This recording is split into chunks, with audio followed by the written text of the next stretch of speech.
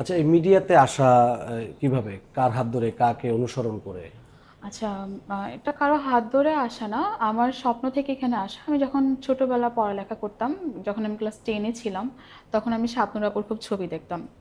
তো শাবনূর আপুর অভিনয় দেখে আমার মূলত এখানে আসা।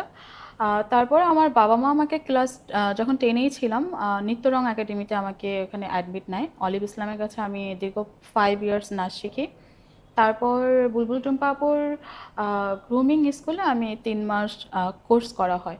দেন রোজমেরি প্রোডাকশনের হাউজের যে অনার, উনি হলো আমার খালু লাগে সম্পর্কে, আমার খালার হাজব্যান্ড। তো ফার্স্ট ওনার কাজ দিয়ে আমার অভিনয় স্টার্টিং। ওনার সিঙ্গেল নাটক কিডন্যাপ মূলত ফার্স্ট বিটিভিতে অন ইয়ার হয়। বিটিভির ফার্স্ট নাটক কিডন্যাপ, দেন ওনারই চ্যানেলে আরেকটা গান, তারপর তার রেফারেন্সে আমি আরেকটা নাটক করি 21 টিভির।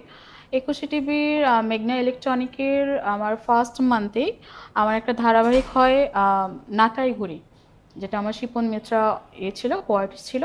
তো আমার লাইফের ফার্স্ট মান্থ এবং আমার ফার্স্ট কাজই হলো ধারাবাহিক দিয়ে আমার স্টার্টিং।